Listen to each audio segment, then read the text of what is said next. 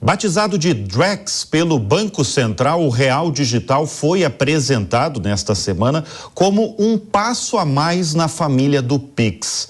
A moeda digital brasileira, que já começou a ser testada, está sendo desenvolvida com o objetivo de trazer avanços em transações mais complexas e, de certa forma, popularizar serviços financeiros no país que hoje são caros e pouco acessíveis.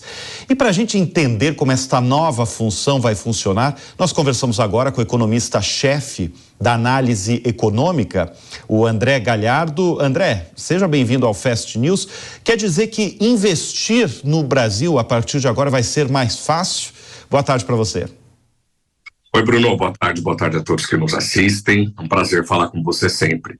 A ideia é essa mesmo, melhorar o acesso a serviços de crédito, por exemplo, melhorar o acesso a serviços bancários de modo geral, né? Então, a moeda digital brasileira, e é importante dizer, o Brasil está na vanguarda do desenvolvimento desse tipo de recurso financeiro. Ela, pelo menos, promete melhorar um pouco essa questão, né, de acesso a crédito, acesso a serviços bancários e também diminuir, né, esse tipo de serviço, né, serviços bancários de modo geral. Da mesma forma que o Pix veio para revolucionar as transações financeiras, a moeda digital brasileira também deve trazer um movimento de mudança muito significativo, né, do consumidor com os serviços financeiros, com os serviços de crédito de modo geral, e quem sabe, né, vamos torcer aqui para que melhore o ambiente, o custo do dinheiro aqui no país, certamente. Do Pix, né? O Pix realmente é um sucesso extraordinário. Essa ideia foi exportada para outros países e seja qual for a classe social, seja qual for o perfil, o Pix realmente pegou. É um sucesso nacional. Você acha que o Drex vai pelo mesmo caminho? Eu falo em termos de popularidade mesmo. Se ele vai ser tão popular quanto o Pix? Olha, Bruno, eu acredito que sim. Eu acredito que sim, porque o Pix, vamos lembrar, né, o Banco Central norte-americano agora está discutindo, né, o chamado FedNow. Fed é a abreviação para Federal Reserve, que é o nome da autoridade monetária nos Estados Unidos, eles estão discutindo isso agora. Então, para ver como o Brasil está avançado nesse sentido, né? Então, da mesma forma que o Pix trouxe diversas modalidades, diversos mecanismos que ajudam hoje a gente a fazer pagamento, realizar transferências, a moeda digital brasileira deve cair no gosto popular, primeiro pelo que você disse na primeira pergunta, deve diminuir o custo de crédito aqui no Brasil, o custo de transações, deve melhorar o acesso aos serviços financeiros de modo geral. Então, teoricamente, supomos que a chegada do Drex, a chegada do Real Digital deve popularizar-se entre os consumidores. E assim, a gente, quando o Pix foi lançado, a gente não entendia direito qual que seria a grande inovação na prática, porque a gente já tinha modalidades muito diversas, né, de transferência de recursos. Então, quando o Pix chegou, é mais uma modalidade de transferência de graça para a pessoa física e muito mais rápida, é verdade. Isso de saída a gente já ficou sabendo. Só que hoje, passado alguns anos do desenvolvimento do Pix, da transferência digital, da transferência instantânea, a gente percebe que a aplicação desse tipo de recurso, ela é muito maior, né? Inclusive o parcelamento de pagamentos sem usar o cartão de crédito, transferências offline, transferências, o recebimento, né? O governo já discute, o Banco Central já discute a transferência de salário, você não precisa mais abrir conta em determinada instituição onde a empresa que está te contratando tem essa conta. Então, o Pix, ele foi se mostrando ao longo do tempo um grande aliado, não só para transferências de recursos, mas para diversos pagamentos, etc. Assim deve ser com o Real Digital. A gente ainda tem dúvidas quanto à aplicação, o que o Real Digital será na prática, mas eu acredito que ao longo do tempo a gente vai entendendo o seu uso e vai verificando que, mais do que uma moeda digital, ele conecta serviços financeiros e transferência de recursos financeiros e materiais. Então, a moeda deve chegar ao final do ano que vem apenas, e eu acho que à medida em que avança o uso desse mecanismo, a gente vai entendendo a sua importância, e eu tenho quase certeza que, assim como o Pix foi um sucesso, o Real Digital também será, porque ele abrirá novos caminhos para o consumidor, ele fará com que a gente tenha acesso a serviços que hoje não são imagináveis. Vamos falar do idealizador aí do Drex, né, que é o Banco Central. Você que é economista, como é que você avalia o papel aí do Banco Central na gestão agora de Roberto Campos Neto, sobretudo aí nessa questão de facilitar e popularizar, de certa forma, os serviços financeiros e sobretudo, digitalizar o setor financeiro no país? Olha, Bruno, ainda bem que você perguntou, sobretudo em relação à melhora do ambiente de concorrência, por exemplo, porque o trabalho do Banco Central, ele é muito complexo, né? Envolve diversas áreas, que vai desde a fiscalização de agentes financeiros até o uso da política monetária para o controle da inflação. E a gente sabe muito bem, né? Passamos por um período muito difícil no que diz respeito aos preços aqui dentro. Bem importante a gente dizer que o desenvolvimento da moeda digital e do Pix, ele não começou na gestão do Roberto Campos Neto, ele começou na gestão do presidente Elon Goldfein e passou por outros presidentes até ser concluído pelo Roberto Campos Neto e sua equipe, né, de técnica, que é muito competente, diga-se de passagem. Porque não é fácil idealizar e colocar em prática um sistema como o Pix, e também não é fácil, a gente só vai entender a complexidade e quanto que isso melhora a vida da sociedade a partir do momento em que a gente tiver acesso a esse recurso, mas não é fácil idealizar, discutir e colocar em prática uma moeda digital como o Brasil tem feito. Como eu disse, os Estados Unidos, que é a maior economia do mundo, está colocando agora a sua moeda digital em curso. Então, na verdade, ainda tem alguns passos até que os Estados Unidos cheguem no patamar que o Brasil se encontra. Então, isso é fruto de um trabalho de muitos anos que acabou sendo concluído nesta última gestão, e neste sentido, ainda considerando que seja de outras gestões com grande contribuição desta gestão também, eu acho muito positivo. O Banco Central tem atuado em diminuir a concorrência bancária no Brasil. O Brasil tem uma concorrência bancária muito ruim, quase 80% do saldo de crédito do Brasil está na mão dos 5 maiores bancos, 2 deles estatais e 3 deles privados.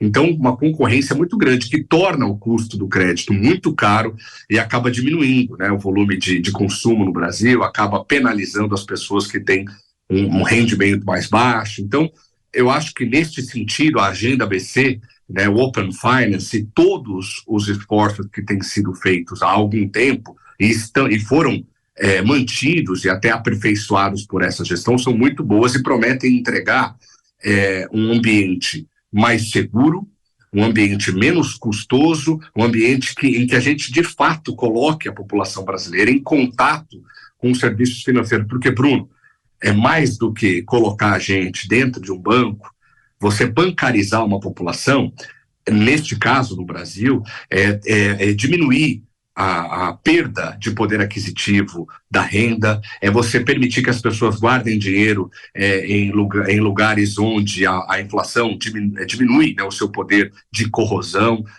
dar acesso às pessoas a uma proteção quase social.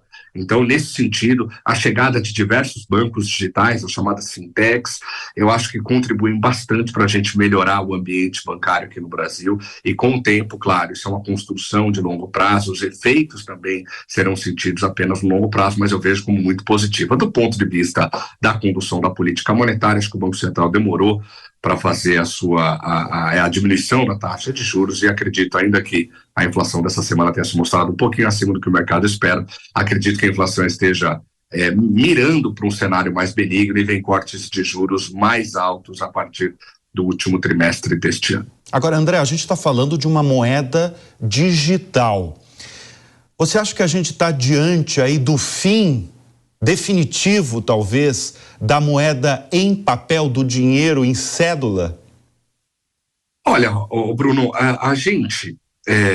eu acho que esse é o caminho natural, primeiro de tudo, né? Acho que tem muitas pessoas, eu, por exemplo, e às vezes me arrependo disso, não anda mais com dinheiro no bolso, né? Hoje você tem Pix, você tem diversos aplicativos no banco, então isso facilita e acaba fazendo com que o uso de cédulas e moedas seja descartado. Mas eu não acho que vai morrer completamente. Eu acho que a gente caminha nesta direção e o uso será cada vez menor. Em algum momento, claro, as cédulas desaparecerão. considerando que o Brasil ainda tem pessoas desbancarizadas, pessoas que não têm nenhum tipo de relacionamento com o banco, é difícil imaginar, desculpe, é difícil imaginar esse movimento no curto prazo. Então, sim, caminhamos para um ambiente em que o uso de cédula, né, de papel físico, seja descartado, mas ainda há muito que fazer. Eu costumo comparar com o rádio. Chegou a internet, a televisão, melhor, né? Chegou a televisão, chegou a internet, a gente tem diversas formas de comunicação, o rádio continua vivo, o uso de vinil, né? Claro, está muito concentrado em colecionadores, em pessoas apaixonadas por música, mas ela ainda existe. O uso do cheque praticamente uma fração muito pequena, mas ela ainda está viva. Então, acho que o uso de moeda física, ele deve permanecer por muito tempo com a gente, mas sim, todas essas mudanças devem reforçar ainda mais essa percepção que a gente tem, correta, ao meu ver, de que o uso de papel físico, de moeda, será descartado no longo prazo. André, você antes estava comentando sobre a concentração bancária no Brasil. É uma realidade de muitos anos.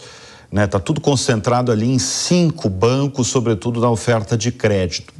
A chegada do Drex, qual vai ser o impacto dele nesse cenário de concentração e também nesse cenário novo que surgiu nos últimos anos de fintechs e bancos digitais, porque realmente o Brasil virou uma fábrica de fintechs e bancos digitais, né? Sem dúvida, Bruno. Muitas empresas chegaram e apesar de ver com bons olhos, eu acho que isso é fundamental para a gente aumentar a concorrência no Brasil, a gente não pode esquecer que as fintechs têm como característica ser empresas menores, né, com pouco poder de ação imediato, no curto prazo, para abranger, né, essa atuação e diminuir a concentração bancária no Brasil. Eu acho que a chegada das fintechs, são números, a chegada de novos atores tem diminuído a concentração bancária no Brasil, então ela é muito positiva e por mais que as fintechs, quando chegam ao mercado, chegam em tamanho menor do que essas grandes corporações que a gente já conhece, essas corporações tradicionais, elas entregam serviços que revolucionam o mercado, né? E abrem caminho para a chegada de outros múltiplos atores que ajudam nessa desconcentração do mercado. Só que a gente viu essa enxurrada positiva de chegada de novos atores e ainda assim a gente fala de uma concentração que está entre 75% e 80% na concessão de crédito aqui no Brasil. Então, há muito o que fazer. Eu acho que a chegada do Real Digital, a chegada do Drex, melhora ainda mais o ambiente e traz a possibilidade de mais empresas atuarem, porque a gente vai poder usar carteiras digitais, né, de instituições de pagamentos que não são exatamente bancos, né, até me perdoe aqui alguma incorreção em alguns termos, mas que não são exatamente bancos. Então você abre caminho para a chegada de mais empresas que usam a tecnologia e oferecem serviços alternativos, e isso deve contribuir para a diminuição da concentração bancária no Brasil. Então, eu acredito que o Drex venha a colaborar para a diminuição, mas isso deve acontecer de forma muito gradual, de forma muito distendida, e a gente tem que sempre ficar de olho ao Banco Central que cuida da concentração bancária aqui no Brasil, ele que avalia, né, o grau de concentração e a necessidade de novos agentes, porque a tendência do capitalismo é essa, né, de você aglutinar, de você concentrar o capital. Então, à medida em que as fintechs chegam e entregam produtos alternativos revolucionários, inovadores, que permitem que as pessoas tenham acesso a novos produtos e produtos mais baratos, as grandes corporações acabam comprando essas empresas, né, assumindo o papel que elas fazem na nossa economia. Claro que depois da chegada dela, como eu disse, ela trabalha de uma forma, às vezes, revolucionária, ela trabalha de uma forma que entrega novas tecnologias e ela abre caminho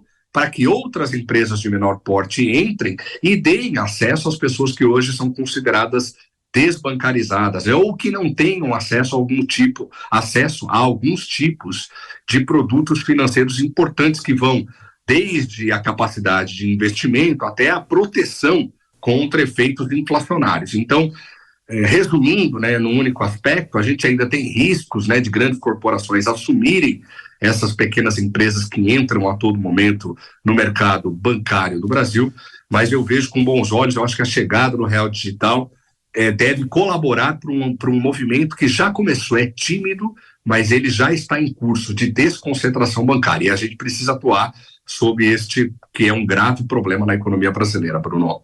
Bem, gentilmente nos atendeu nesta tarde de sábado o economista-chefe da análise econômica, o André Galhardo. Brigadíssimo pela presença aqui no Fast News. Eu que agradeço, como disse, sempre um prazer falar com você. Um abraço.